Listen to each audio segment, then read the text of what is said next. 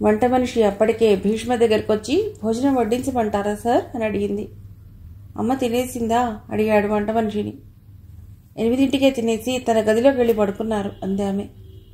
ఆకలిగా లేదు, నేను వడ్డించుకుంటాను. గిన్నెలు డైనింగ్ టేబుల్ మీద సర్దేసి నువ్వు వెళ్ళిపోమ్మా అన్నాడు ఆమెతో. మీకు వడ్డించే పెడతాను అంది ఆమె అక్కడే నిలబడి.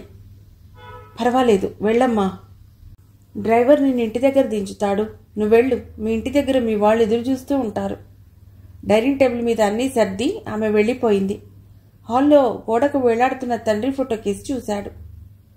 నీ కారణంగానే నా జీవితం మూడుబారిపోయింది. ఐశ్వర్యం ఉంది, హోదా ఉంది, కానీ నూనె లేని దీపంలా ఉంది నా పరిస్థితి. సావేరికి నేను చేసిన అన్యాయం కూడా నన్ను పట్టుకుని పీడిస్తోంది. గుండెల్లో గూడు కట్టుకున్న అశాంతి ఎప్పుడు తొలగిపోతుందో అనుకున్నాడు. మెల్లిగా నడుచుకుంటూ పడగదిలోకి వచ్చాడు. ఆ గదికి అటాచ్డ్గా రీడింగ్ రూమ్ ఉంది. ర్యాక్లోని చేతికి అందిన పుస్తకాన్ని తీసి చదవటం మొదలెట్టాడు. 2 పేజీలు చదివి పుస్తకం మూసేశాడు. ఎదురుగా సావేరి ఎన్లార్జ్ చేయించిన ఫోటో ఉంది. గతంలోకి పరుగులు తీసింది మనస్సు. బీటెక్ చదివేటప్పుడు పరిచయం అయింది సావేరి. క్లాస్లో 9 మంది అమ్మాయిలున్నారు. మన క్లాస్లో 9 గ్రహాలున్నాయి. సూర్యుడి చుట్టూ తిరుగుతున్నట్లు నవగ్రహాలు మన చుట్టూ తిరుగుతున్నాయి అన్నాడు తను నవ్వుతూ అమ్మాయిల దగ్గర నిలబడి. You're wrong. There are 8 planets only in our solar system. ప్రస్తుతం శాస్త్రజ్ఞులు 8 ప్లానెట్స్నే లెక్కలోకి తీసుకుంటున్నారు. ప్లూటో ప్లానెట్ కాదంటున్నారు అంది సావేరి. ఇద్దరూ వాదించుకున్నారు గ్రహాల సంఖ్య గురించి. ఆ చిన్న సంవాదం సావేరిని తన ముందు ప్రత్యేకంగా నిలబెట్టింది. ఆమె ఏది చెప్పినా తను ఖండించేవాడు. మీరిద్దరూ ఒకరి మీద ఒకరు ఒరిగిపోయి తర్కించుకుంటున్నారంటే మీ మధ్య ప్రేమ పుట్టుకొస్తుందన్నమాట అన్నాడు ఓ ఫ్రెండ్. ప్రేమ దోమ అంటూ కొట్టిపారేశాడు వాడి మాటల్ని. బీటెక్ చదువు పూర్తయ్యేసరికి సావేరి రూపం తన మనసులో ప్రతిష్ఠించుకున్నాడు. బాగా సన్నిహితమైంది. గంటల కొద్దీ ఊసులు కలబోసుకునే ఆత్మీయతగా మారింది. చదువు పూర్తయ్యాక ఆ అమ్మాయి ఉండే రూమ్కి వెళ్ళాడు. తను కొనిచ్చిన కాలిపట్టీలు వేసుకుంది. చీర కుచ్చిళ్ళు మాటల దాగి తమ మెరుపుని ఉనికిని దాచే ప్రయత్నం చేస్తున్నా కనిపిస్తూనే ఉన్నాయి. అతని మనస్సును దోచుకున్నాయి ఆ వెండి పట్టీలు. ఆమె పాదాలను తాకాడు. ఆమె పెదాలపైన మల్లెపూలు విరబూసినట్లు చిరునవ్వు మెరిసింది. తన పాదాలను అతడు సుతారంగా తాకటంతో ఆమె పులకరించింది. వాగు పొంగుతూ ఉంది. తనంటే ఇష్టపడుతూ ఉంది. లేచి నిలబడి సావేరిని దగ్గరకు తీసుకున్నాడు. అందరూ ప్రేమలో పడతారెందుకు అడిగింది అమాయకంగా. ఇప్పుడు మనం ఇతరులు ఎందుకు ప్రేమలో పడతారని చర్చలతో సమయం వృధా చేసుకోకూడదు అంటూ ఆమె నడుం చుట్టూ చెయ్యి బిగించాడు. మీకేం కావాలో తీసుకోండి అంది నవ్వుతూ. పవర్ పట్టా రాసిచ్చేసింది. రెచ్చిపోయాడతడు. పాదాలను ముద్దు పెట్టుకుంటే పాదాలను ఎందుకు, పెదాలను ముద్దు పెట్టుకో అన్నాయి పెదాలు. పెదాల దగ్గర ఆగిపోతే ఎలా, నా సంగతి చూడవా అంటూ సన్నని నడుము కవ్వించింది. నీ ముద్దులు మాకివ్వవా అంటూ ఆమె శరీరం వంపు సంపులు గొడిగాయి. ముద్దుల వర్షం కురిపించాడు. కౌగిలిలో గువ్వపిట్టలా ఒదిగిపోయింది. ఆమె బాహువులు కూడా ముద్దొచ్చాయి. మోహావేశంతో ముద్దు పెట్టుకున్నాడు. అక్కడ కాదు అంది ఆమె. మరెక్కడా? చీర కుర్చీళ్ల మీద చేతులు వెళ్ళాయి. దొంగకు తాళం ఇచ్చినట్లుగా ఉంది నా పరిస్థితి అంది కొంటెగా. అన్ని అందాలు సమర్పించుకుంది మనస్ఫూర్తిగా. 3 నెలలు గడిచాయి. అమ్మా నాన్నలు బంధువుల పెళ్లికి వెళ్ళటంతో సావేరింటికి తీసుకొచ్చాడు. ఈ సామ్రాజ్యం మనదే, నువ్వు రాణి నేను రాజును అన్నాడు తను ఆనందంగా. మరి యువరాణి సంగతో అంది సావేరి. యువరాణి ఏమిటి? అతడి చేతిని అందుకుని పొట్టమీ తుంచుకుంది. మన ప్రేమకు ప్రతిరూపం. ఉవ్వెత్తున లేచిన కెరటం చడి చప్పుడు లేకుండా సముద్ర గర్భంలో ఇంగిపోయినట్లు ఉల్లాసమంతా జావగారిపోయింది. సోఫాలో కూర్చుండిపోయాడు నీరసంతో. నువ్వు జాగ్రత్త పడవలసింది అన్నాడు మెల్లిగా. ఇద్దరం తొందరపడ్డాం అందామె. ఇప్పుడెలా కంగారుగా అనేశాడు. తొందరగా పెళ్లి చేసుకుందాం. పెళ్ళా? అదెలా కుదురుతుంది ఇప్పుడు? అమెరికా వెళ్ళి ఎంఎస్ చదువుకోవాలి. వీసా స్టాంపింగ్ కూడా అయిపోయింది. మా నాన్న కూడా నన్ను ఇక్కడి నుంచి అమెరికా పంపించేయాలని చూస్తున్నాడు. నీతో ప్రేమ వ్యవహారం నడుపుతున్నట్లు ఆయనకు తెలిసింది. నీకు దూరంగా ఉండమని నన్ను చాలాసార్లు హెచ్చరించాడు అన్నాడు. అంటే మీరు నాకు దూరంగా వెళ్ళిపోవాలని నిశ్చయించుకున్నారన్నమాట అందే ఆమె పొర్లుకొస్తున్న దుఃఖంతో. నువ్వు వేరు నేను వేరని ఎప్పుడు అనుకోను. నువ్వు తప్పితే మరో అమ్మాయి నా జీవితంలోకి ఎప్పుడూ రాదు. అమెరికా నుండి తిరిగి వచ్చాక నేను పెళ్లి చేసుకుంటాను. నన్ను కూడా నీతో పాటు అమెరికా తీసుకువెళ్ళు. నీకు తెలుసు కదా, అమెరికాలో ఎంఎస్ చేసి నిలదొక్కుకోవాలంటే ఖర్చుతో కూడిన పని. నీకు చదువుకు అయ్యే ఖర్చు ఎవరు భరాయిస్తాడు? నాతో నేను తీసుకెళ్తే మా నాన్న నాకు రూపాయి ఇవ్వడు. మళ్ళీ ఇంట్లో అడుగుపెట్టొద్దని శాసిస్తాడు.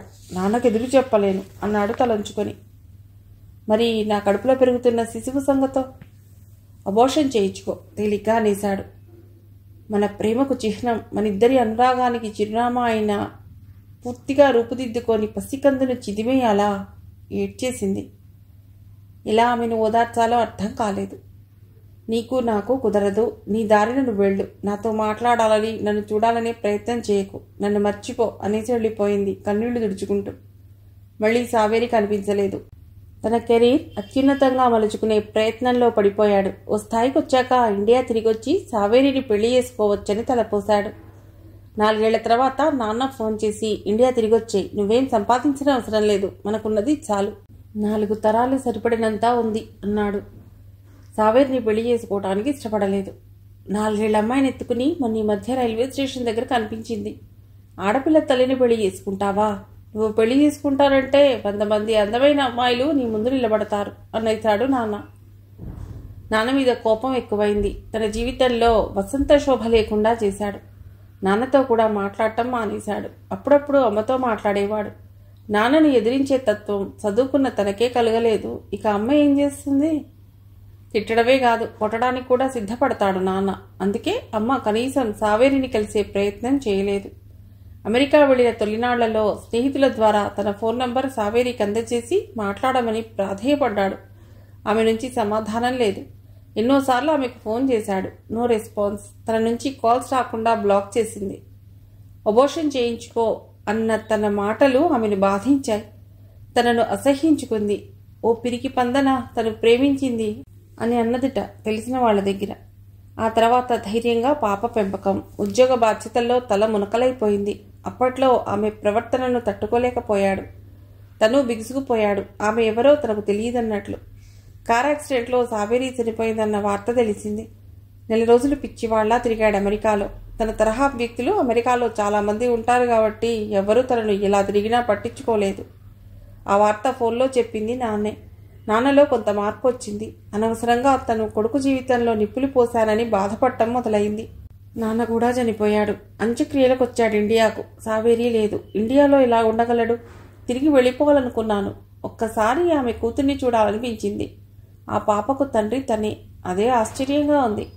సావేరి గురించి పరితపించేవాడు గాని ఆ పాప గురించి ఒక్కరోజు కూడా తలవలేదు. 3 నెలల పసిగుడ్డును చిదిమేయమని ఆనాడు ఆలోచనారహితంగా అనేశాడు. ఇప్పుడు ఆ పాపను చూడాలని అనుకుంటున్నాడు. ఎందుకని? సరైకు తన మీద ఉన్న నమ్మకం ప్లస్ ప్రేమకు ప్రతిరూపం ఆ పాప. అంతరాంతరాలలో ఏదో తెలియని ఉద్వేగం ఆ పాప గుర్తు రాగానే కలిగింది. సరైన పనిచేసిన ఆఫీస్కి వెళ్ళాడు. ఎప్పుడో 12 ఏళ్ల క్రిందట ఆ ఆఫీస్లో పనిచేసిన వాళ్ళెవ్వరూ ఇప్పుడు లేరు. అద్దెకుంటున్న ఇంటికి వెళ్ళాడు. సావేరి చనిపోగానే ఆ అమ్మాయి తండ్రి వచ్చి మనువరాలి తీసుకువెళ్లాడని ఇంటి ఓనర్ చెప్పాడు. పాప పేరు సరయు అని చెప్పాడు. సరయు చదివిన స్కూల్కి వెళ్ళాడు. 6వ తరగతి చదివేటప్పుడు టీసీ తీసుకువెళ్లారనే విషయం చెప్పాడు. ఎక్కడికి వెళ్లారో తెలియదన్నారు. ఇంత ప్రయత్నించినా ఆ పాప తాత ఇంటి అడ్రస్ దొరకలేదు. ఏ ఊళ్ళో ఉంటున్నదో కూడా చెప్పలేకపోయారు. తల్లిని తీసుకుని అమెరికా తిరిగి వెళ్ళాడు. ఆమె అక్కడ ఉండలేకపోయింది. హైదరాబాద్లోనే ఉంటానంది. అమెరికాలో సాఫ్ట్వేర్ కంపెనీలు, కన్సల్టెన్సీలు పెట్టాడు. బాగా లాభాలు వచ్చాయి. తన కంపెనీ బ్రాంచ్లు హైదరాబాద్లో పెట్టాడు. విసుగొచ్చేంత వరకు డాలర్ల పంట పండించాడు. వయస్సు మీద పడుతూ ఉండటంతో అమ్మ ఇబ్బంది పడుతూ ఉండటం చూసి అమెరికా నుండి మకాం హైదరాబాద్ మార్చాడు. తన సాఫ్ట్వేర్ కంపెనీలోనే ఎగ్జిక్యూటివ్ ఇంజనీర్ పోస్టుకు సరయు అప్లై చేసుకుంది. అప్లికేషన్లో తల్లి పేరు సావేరి అని రాసుంది. వెతుకుతున్న తీగ కాలికి తగినట్లు అనిపించింది. సరయును ఓసారి మీ అమ్మగారి ఫోటో చూపిస్తావా అని అడిగాడు. సావేరి ఫోటో చూపించింది. ఆ అమ్మాయి తన కూతురే. నిర్ధారణకు వచ్చినా అందరికీ చెప్పలేకపోయాడు. చెబితే పర్యవసానం ఎలా ఉంటుందో. తల్లిని కూతుర్ని ఇంతకాలం పట్టించుకోనివాడు ఎదుట నిలబడి నేనే మీ నాన్నని తల్లి అంటే ఆ అమ్మాయి తనను చీదరించుకుంటుందేమో. మా అమ్మను ఎందుకు పెళ్లి చేసుకోలేదు? నీ కామోద్రేకానికి మా అమ్మ బలైపోయింది. నేను కడుపును పడగానే నిర్దాక్షిణ్యంగా వదిలేసి అమెరికా వెళ్ళిపోయావు అని తప్పకుండా అంటుంది ఏ అభిమానవతి అయినా. తన ఆస్తిని చూసి భ్రమసి చుట్టూ తిరగదు, ఉద్యోగం మానేసి దూరంగా వెళ్ళిపోతుందేమో. కన్న కూతురు కళ్ల ముందు రోజు కనిపిస్తోంది, ఆ తృప్తి చాలు. అమ్మకి సరయ్య నీ మనవరాలని చెప్పాలా వద్దా? అమ్మకి చెప్తే సరయ్యను తన దగ్గరే ఉండమంటుంది. సరయ్యకు కోపం వచ్చి ప్రతిఘటిస్తే జీవిత చరమాంకంలో ఆమెకు ఎందుకీ టెన్షన్? చెప్పకుండా ఉండటమే మంచిది. పరి విధాలుగా ఆలోచిస్తూ ఉండిపోయాడు భీష్మ. సరయ్య నుండి కాల్ వచ్చింది. ఈ సమయంలో ఫోన్ చేసిందేమిటి అనుకుంటూ సెల్ ఫోన్ చెవి దగ్గర ఉంచుకున్నాడు. థ్యాంక్స్ సార్ అంది సరయ్య. దేనికి? ఆ దుర్మార్గుడు నాగరాజును పోలీసులు అరెస్ట్ చేశారు. మీరు పోలీస్ ఆఫీసర్కు చెప్పడంతోనే వాడు ప్రత్యేక శ్రద్ధ తీసుకుని అతన్ని అరెస్ట్ చేశారు. వన్స్ అగైన్ థ్యాంక్స్ సార్ అంది ఆమె. నన్ను సార్ సార్ అంటూ పిలవకు తల్లి. ఏమని పిలవాలి సార్? మీ డాడీ ఎలా ఉంటాడో నీకు తెలీదు, ఎవరో కూడా తెలీదు, తెలుసుకోవాల్సిన అవసరం కూడా లేదనుకో. మీ అమ్మకు అన్యాయం చేశాడు కాబట్టి అతడి గురించి మాట్లాడుకోవాల్సిన అవసరం లేదు. నీ తండ్రి వయసుంది నాకు, నన్ను నీ తండ్రిలాగే భావించు. నీకు ఇష్టమైతే డాడీ అని పిలు అన్నాడు ఉద్వేగంగా. డాడీ భోంచేశారా? పులకించిపోయాడు భీష్మ ఆ పిలుపుతో. ఆకలిగా అనిపించక చేయలేదు తల్లి. వంట మనిషి 2-3 రకాల కూరలు చేసి డైనింగ్ టేబుల్ మీద ఉంచింది. ఇప్పుడు తినేస్తాను, ఆకలి దంచేస్తోంది అన్నాడు సంతోషంతో. ఆఫీస్లో కూడా డాడీ అని పిలవచ్చా? అక్కడ సార్ అనే అంటాను అందే ఆమె. You are very prudent. తెలివైన దానివి. నీ ఇష్టం, ఎలా పిలిచినా నాకు ఇష్టమే. నువ్వు మాట్లాడని రోజు నాకు కష్టంగా ఉంటుంది. ఓకే, గుడ్ నైట్ డాడీ అని ఫోన్ ఆఫ్ చేసేసింది ఆమె. మరి కొంతసేపు సరైన మాట్లాడితే బాగుండేదనుకున్నాడు భీష్మ. స్నానం చేసి హాల్లోకి వచ్చాడు Varshith. Toasted bread slices omelette ప్లేట్లో పెట్టి వర్షిత్కి ఇచ్చింది సరయ్య. ఈరోజు బ్రేక్ఫాస్ట్ బ్రెడ్ ఆమ్లెట్ అన్నమాట. నచ్చకపోయినా తినేయాలి అన్నాడు అతడు. రేపు నీకు పెళ్ళయ్యాక మీ ఆవిడ నీకు నచ్చింది చేసి పెడుతుందిలే. రేపు బ్రేక్ఫాస్ట్ డ్యూటీ నీదే. మాకు ఏం చేసి పెడతావో చూస్తాను అందే ఆమె. ఇంట్లో వంట పని అందరూ షేర్ చేసుకుంటారు. ఓ రోజు నిక్కిచ్చేస్తే మరో రోజు ఆకాష్ చేస్తాడు. వర్షిత్కు కిచెన్ రూమ్లోకి వెళ్ళాలంటేనే ఎలర్జీ. అప్పుడప్పుడు అతడు కూడా వంటింట్లోకి వెళ్ళి ఏదో ఒకటి వండక తప్పదు. ఎక్కువగా డిష్ వాషర్, వాషింగ్ మిషన్ దగ్గర డ్యూటీ పడుతూ ఉంటుంది. మన పనులు మనం చేసుకోవాలి. అన్నిటికీ పని మనుషుల మీద ఆధారపడకూడదు.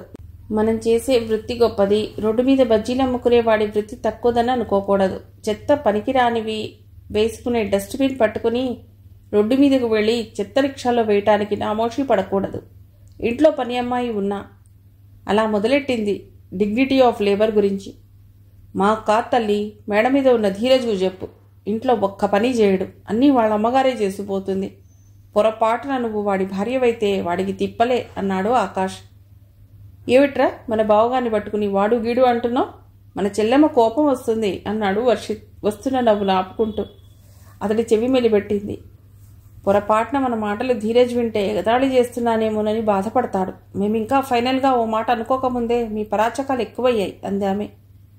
ప్రిలిమినరీ, ప్రీఫైనల్స్, ఫైనల్స్ అలా ముచ్చటించుకుంటూ కాలక్షేపం చేస్తారా? నవ్వేశాడు వర్షిత్. వర్షిత్ ఫోన్ మోగింది. నీ అన్నోన్ గర్ల్ ఫ్రెండ్ అనుకుంటాను, కొంచెం పక్కకెళ్ళి మాట్లాడుకో. ఆ అమ్మాయి మాటలు మాకు వినిపిస్తాయి అంది సరయ్య. మాకు సీక్రెట్స్ ఏముంటాయి? ఆ అమ్మాయి ఎవరో తెలియదు, ఎక్కడుంటుందో తెలియదు, ఎందుకు ఫోన్ చేస్తుందో తెలియదు.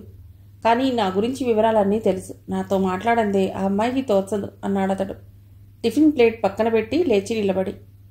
అది అబద్ధం. నీకే ఆ అమ్మాయితో మాట్లాడందే తోచదు. ఆకలి ఉండదు, దాహం ఉండదు ఆ అమ్మాయి మాట్లాడుతూ ఉంటే. 4-5 సార్లు నేను గమనించాలే అంది ఆమె. ఇంటి ముందున్న పూల మొక్కల దగ్గరికి వెళ్ళి కాల్ చేశాడు. అప్పటికే కాల్ ఆగిపోతే. గుడ్ మార్నింగ్ అన్నాడు అతడు. నిన్న 4-5 సార్లు ఫోన్ చేశాను, నీ దగ్గర నుండి రెస్పాన్స్ లేదు. నేనంతా ఆఫీస్ వర్క్స్తో బిజీగా ఉన్నాను. అంతా అబద్ధం. నిన్న నువ్వు ఆఫీస్కి రాలేదు. డుమ్మా కొట్టి క్రికెట్ మ్యాచ్ చూడటానికి స్టేడియంకి వెళ్ళావు అందామె. సారీ, అబద్ధం చెప్పాను. అయినా నువ్వెవరివి? నేను ఎక్కడికి వెళ్ళింది, ఏం చేస్తున్నది ఆరా తీయటానికి? నీ నీడనే నేను, నిన్ను వీడని నీడను నేను అంటూ కూనిరాగం తీసింది. నిన్ను చూడాలని ఉంది. మా ఇంటికి వచ్చేయి, తీరిగ్గా మాట్లాడుకోవచ్చు. అడ్రస్ చెప్పు. అబ్బో ఆశ, నువ్వే తెలుసుకోవాలి. ఎలా? మెదడుకు పదును పెట్టు, కొన్ని క్లూస్ దొరుకుతాయి. మొదటి చాటింగ్ చేసావు, తర్వాత ఫోన్లో మాట్లాడుతున్నావు. ఏదో ఒక రోజు నువ్వే వచ్చి సరదాగా కబుర్లు చెప్తావు. నేనెవరినో కనుక్కుంటే నీకు ప్రెజెంట్ ఇస్తాను అందే ఆమె. క్యాడ్బరీ చాక్లెటా? చిన్నపిల్లవాడి మనస్తత్వం ఇది. నీ గిఫ్ట్గా ఎవ్వరూ ఇవ్వంది, నేను ఇస్తాను. ఏమిటది? పెద్దగా నవ్వింది. కోమలి, పిచ్చివాణి చేస్తున్నావు నీ నవ్వుతో అన్నాడతడు. అమ్మ వచ్చింది హాస్పిటల్ నుండి, నీతో సాయంత్రం మాట్లాడతాను. ఫోన్ కట్ చేసింది కోమలి. హైదరాబాద్లో సోనరెడ్ టెక్నాలజీ సంస్థ పెట్టి అప్పటికి 5 ఏళ్ళు అయింది. ఆ సందర్భంలో గెట్ టుగెదర్ ఏర్పాటు చేశారు. ఆ సంస్థలో పనిచేసే స్టాఫ్ మెంబర్స్తో 2-3 భీష్మగారిని పొగుడుతూ మాట్లాడారు.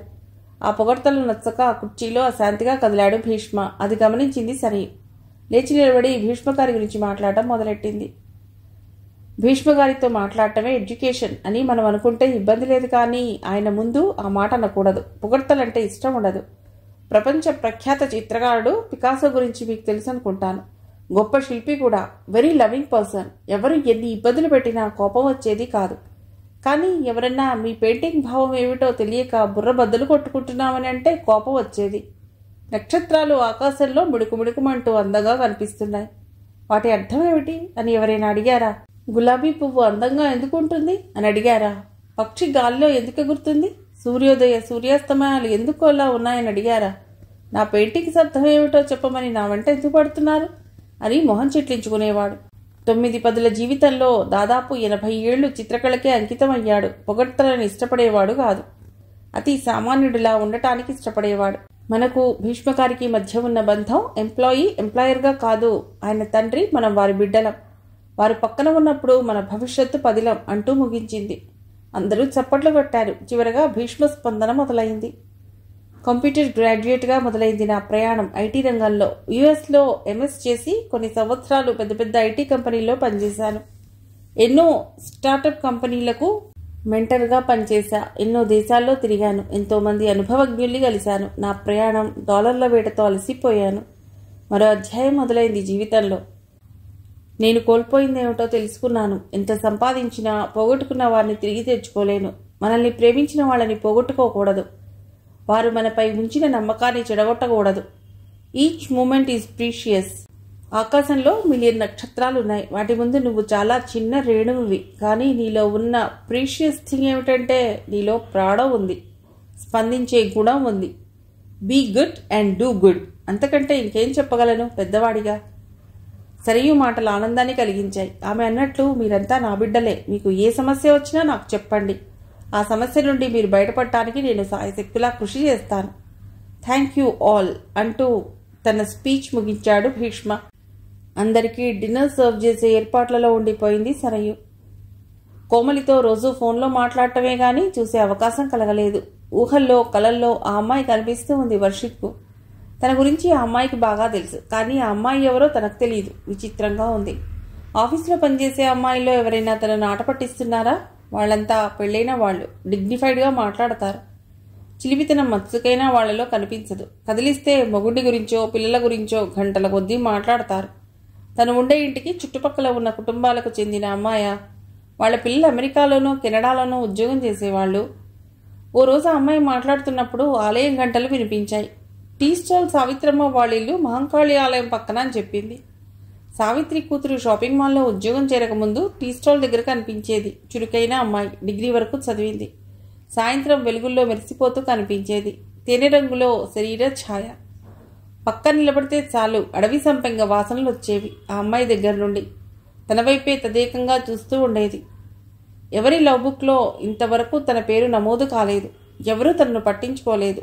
తను ఇంతవరకు ఎవరికీ వలపు సంకెళ్ళు వేయలేదు. అప్పటి వరకు జీవితంలో ఎన్నో ఒడిదుడుకులు ఎదుర్కోనటంతో పనిపాటలు లేనివాడు తీరిగ్గా కూర్చునేవాడు. ప్రేమ పల్లవి అందుకుంటాడు. తనకెందుకు వలపు ముచ్చట్లు అనుకునేవాడు. తనతో ఫోన్లో మాట్లాడే అమ్మాయి సావిత్రి కూతురా? ఆమెను అడిగినా కూతురు పేరు చెప్పలేదు. టీ స్టాల్ దగ్గర అప్పుడప్పుడు కనిపించే అమ్మాయా? ఆ అమ్మాయి తనంటే ఇష్టపడుతుందా? ముందు ఆ అమ్మాయితో మాట్లాడితే ముసుగు తొలగిపోతుంది. సావిత్రమ్మ ఇంటికి బయలుదేరాడు వర్షిత్ ఆలస్యం చేయకుండా. మహంకాళి ఆలయం పక్కన 150 గజాలలో చిన్న పొదరిల్లులాగా ఉంది వాళ్ళ ఇల్లు. ఇంటి ముందున్న కొద్ది స్థలంలోనే రకరకాల పూల మొక్కలు గాలికి తలలూపుతూ కనిపించాయి. వాకిలి దగ్గర నిలబడి పిలిచినా సమాధానం లేదు. తలుపు నెట్టి లోపలికి అడుగుపెట్టాడు. పెరట్లో తోమిన గిన్నెల్ని 2 చేతుల్లో పట్టుకుని మధ్య హాల్లోకి వచ్చిన అమ్మాయిని చూశాడు. ఆ అమ్మాయి సావిత్రి కూతురు. చీర కొంగులు బొడ్లో దోపుకోవటంలో కాలిపిక్కలు కవ్విస్తూ కనిపించాయి. పిల్ల తిమ్మెరలాగా ఆమె చూపులు అతన్ని తాకాయి. ఏదో ప్రకంపన మొదలైంది అతడి హృదయంలో. ఓ మీరా, కూర్చోండి, 2 నిమిషాల్లో మొహం కడుక్కుని వస్తాను అనేసి మళ్ళీ పెరట్లోకి వెళ్ళింది. టేబుల్ దగ్గర ఉన్న కుర్చీలో కూర్చున్నాడు. పుస్తకాలు దొంతరగా పేర్చున్నాయి ఆ టేబుల్ మీద. ఓ పుస్తకం చేతిలోకి తీసుకున్నాడు. రొమాంటిక్ నవల అది. ఆ నవల చివరి 2 పేజీలు చిరిగి ఉన్నాయి. 98 పేజీలే ఉన్నాయి. ఆ అమ్మాయి చెప్పిన 100 పేజీల నవల సంగతి గుర్తుకొచ్చింది. మొదటి పేజీలో కోమలి సంతకం కనిపించింది. మొహం కడుకుని బట్టలు మార్చుకుని ఎదురుగా వచ్చి నిలబడింది.